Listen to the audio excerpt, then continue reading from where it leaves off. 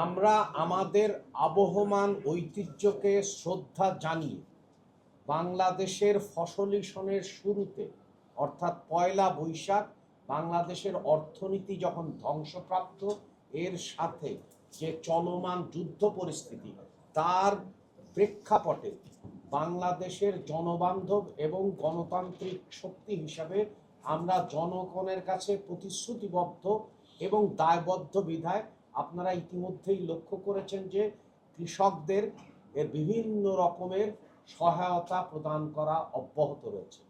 প্রথমত, মন্ত্রী পরিষদের প্রথম সভায় 10,000 টাকা কৃষি ঋণ সকল ধরনের কৃষক তথা কৃষক, খামারি এবং মৎস্যজীবী সবাইকেই এই সুযোগ দেওয়া হয়েছে, অর্থাৎ 10,000 টাকা করে মওকুফ করা হয়েছে সুদসহ।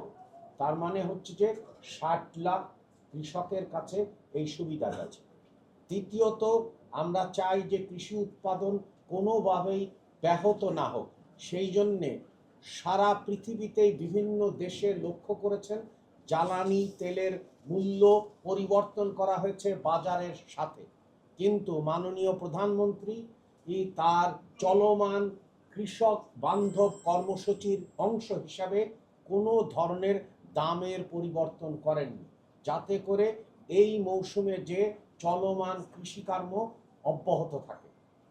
তারই ধারাবাহিকতায় তিনি প্রতিশ্রুতি দিয়েছিলেন যে বাংলাদেশের কৃষক কোনোভাবেই কোনো ধরনের যে সহায়তা দরকার, তাদেরকে মানুষ হিসাবে যে সম্মান দেওয়া দরকার এবং আমাদের ঐতিহ্যকে লালন করা দরকার, তার কোনো ধরনের উদ্যোগ গত 100 বছরে গৃহীত হয়নি। সেই ক্ষেত্রে আমরা যুগান্তকারী পরিবর্তন আনতে যাচ্ছি। এর সাথে আপনারা লক্ষ্য করেছেন যে আমাদের যে এসডিজি অর্থাৎ টেকসই উন্নয়ন লক্ষ্যমাত্রা, সেগুলোর ক্ষেত্রেও বাংলাদেশের বড় ধরনের নিম্নগামিতা পরিলক্ষিত হচ্ছে। ইতিমধ্যেই আপনারা জেনেছেন যে দারিদ্র মানুষের সংখ্যা বেড়ে গেছে, মূল্যস্ফীতির কষাঘাতে জনজীবন জনদুর্ভোগ আমাদের বিরাট আকারে হয়েছে। সেইখান থেকে আমাদের জীবনকে যাতে সামনের দিকে নিয়ে যাওয়া যায়, জীবনের মধ্যে স্বস্তি আসে, সেই লক্ষ্য রেখে ইতিমধ্যে ফ্যামিলি কার্ড চালু হয়েছে।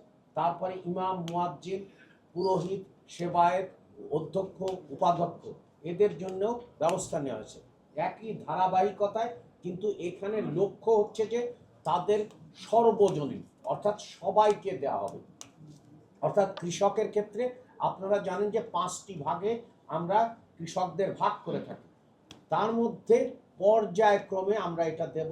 প্রথম পর্যায়ে আমরা ভূমিহীন, ক্ষুদ্র কৃষক এবং মাঝারি কৃষক আর বড় কৃষককে দেব না, অর্থাৎ আর 3 শ্রেণীকে দেওয়া হবে। এবং সেই ক্ষেত্রে কিন্তু কার্ডটা কিন্তু সবাইকে দেওয়া হবে, অর্থাৎ 22,000-এর যে অধিক মানুষকে প্রি পাইলটিং। এবং আপনারা এও জানেন যে কৃষিতে কোনো কর্মসূচি যদি বাড়ানো লাগে, তাহলে অনেকগুলোভাবে আমাদেরকে পরীক্ষা নিরীক্ষার মধ্যে যাওয়া দরকার, আমাদের শেখা দরকার এবং শেখার থেকে আরও উন্নত করা দরকার। সেই জন্য এটাকে প্রি পাইলটিং, পাইলটিং এবং ফুল স্কেলে যাওয়া হবে, অর্থাৎ 2,27,00,000। যদিও আমরা জানি না এই তথ্য ঠিক কিনা, কারণ হচ্ছে যে উন্নয়নের বয়ান দেখানোর জন্য বিভিন্ন পরিসংখ্যানের ফন্দি ফিকির করা হয়েছে, কিন্তু আমরা সকল কৃষককে এই সুবিধা দিতে চাই। বর্তমান পর্যায়ে 8,34,00,000 টাকা মতো খরচ হবে, এইটা দেওয়া হবে এবং আস্তে আস্তে এগুলো বাড়ানো হবে।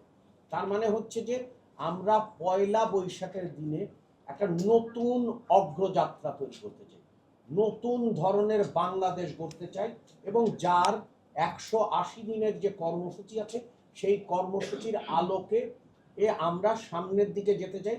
যদিও একের পর এক সংকটের মুখী আমরা বাংলাদেশ হচ্ছি, কিন্তু প্রতিটি সংকটকে আমাদের মাননীয় প্রধানমন্ত্রীর নেতৃত্বে আমরা সেই সংকটগুলো মোকাবেলা করছি এবং সামনের দিকে যাচ্ছি। আর কারোর যদি প্রশ্ন না থাকে,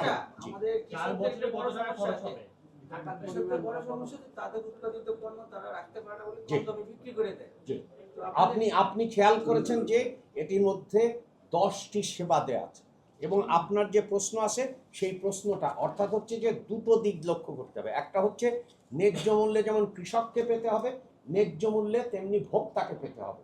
তার মানে যাতে করে আপনার মধ্যস্থতাকারীদেরকে কমানো যায়, সেটার কমানোর অন্যতম পদ্ধতি হচ্ছে ডিজিটাইজেশন করা, যার ফলে আমরা ফ্যামিলি কার্ডের ক্ষেত্রেও ডিজিটাল করেছি।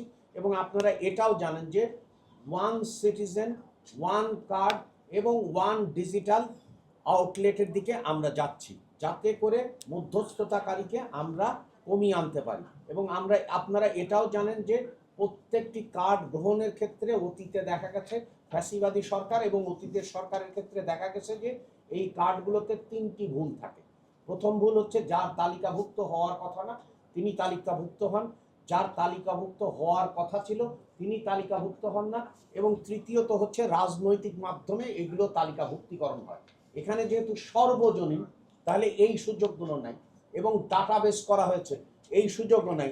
এবং এইটার ক্ষেত্রে যে প্রশ্নটাই করেছেন অর্থাৎ নারী পুরুষ পার্থক্য নাই, তার মানে যত রকমের বিভাজন এবং বৈষম্য এবং যত রকমের রাজনৈতিক অপব্যবহার কারোর কোনো সুযোগ নেই। জি জি।